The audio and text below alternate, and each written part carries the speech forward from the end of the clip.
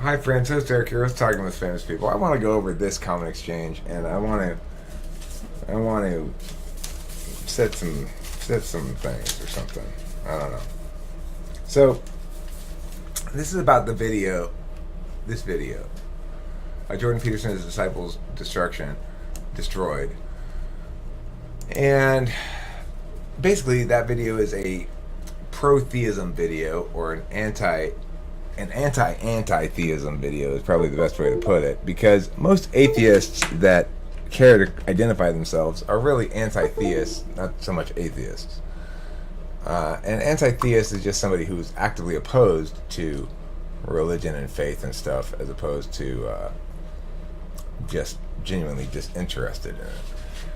Anyhow, one of the things that's annoying about anti-theists is they seem to think themselves uniquely more well positioned to deal in rational thought than others who self-identify differently. And I wanted to go over this common exchange. First of all, let me just say, here's a quick summary of the anti-theist arguments that I make in that video. It takes me 37 minutes to do it, and this guy complains that I was too slow and tired. I define belief, I define God by an observational frame. I provide the observational proofs, not really a proof, but I make the distinction between behaviors and arguments. I explain sort of the implicit teleological argument. I make the tree falls in the forest equivalency, and I make the preferable alternative argument. And I didn't make it in the video, but I could also make a positive moralism argument. I sort of made it in the video, the positive moralism argument. It's a lot of work to do in 37 minutes, frankly. I could be way faster, true. But I think that it's a disingenuous critique to say that we ought to devalue the video because it was too slow, given the initial critique. He says initially, "You were too tired to form a good thought to begin with. Please redo this video. Thank you." And I said, "Your comment ought to have modified form with quickly. Actual thoughts are good, expressed well and concisely. It's a highly cogent video on that dimension.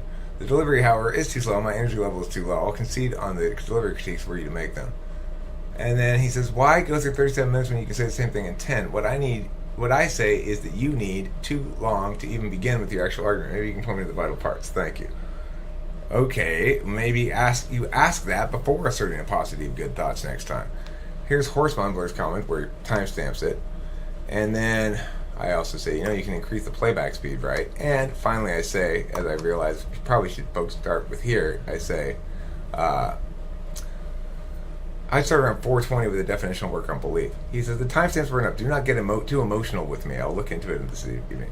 Do not get too emotional with you.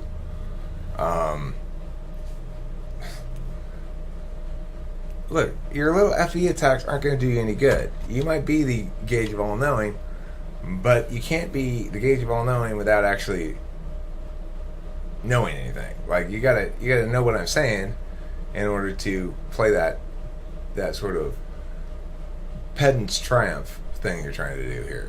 You can't claim victory before you've even seen what I have on the battlefield. Now Brittany decides to chime in some nonsense, which I'm going to respond to as well. She says, "Nicht von dieser Welt, are you attempting to use force to inhibit Eric's emotions when conversing?" No, he's not attempting to use force. That involves physical action and violence.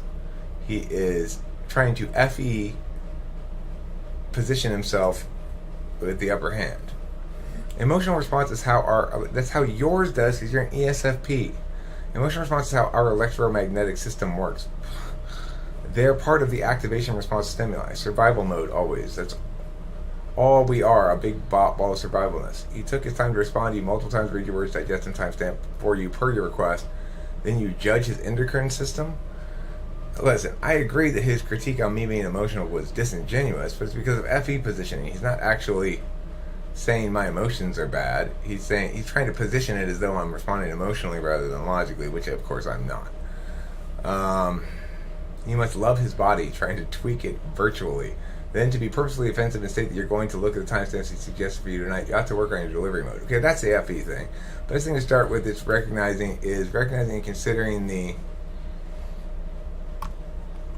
audience. Who is the target and why? Start from there. Reflect on FE or extrovert feelings principles. Treat others the way you want and expect to be treated. Be respectful of Eric's time. He's doing his best. We understand you're making important points in the efficiency or lack of his current video. You're trying to give up feedback more gracefully. Okay, well, that's I guess it's not a terrible comment. It's just sort of saying you're being FE, and that's true enough. I don't mind the feedback. It's useful. It on balance, it's net good because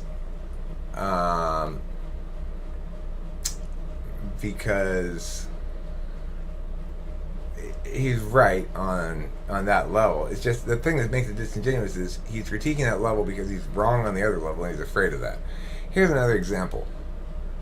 He says, to me, you certainly cannot force a response on rationality rules when this video here is not even tempting to him.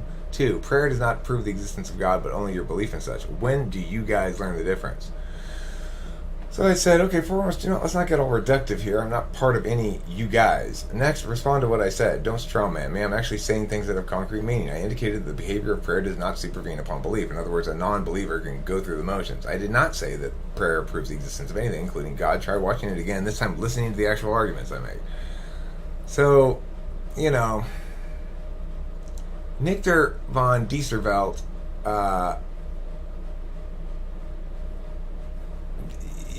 this is not, you've walked into the expert level room and you didn't know that was what was happening, but you to the extent that you don't respect the size of the waves, you're going to break your board. For a little surfing metaphor there. This is the expert level room. This channel, we're doing vastly more accomplished ideational work than anything rationality rules or causing skeptic does. If you want to play with the big boys, fine. And if you can play with the big boys, fine. But if you want to position yourself as too good for the big boys, you better be swinging a fucking heavy bat, or else you get schooled like this.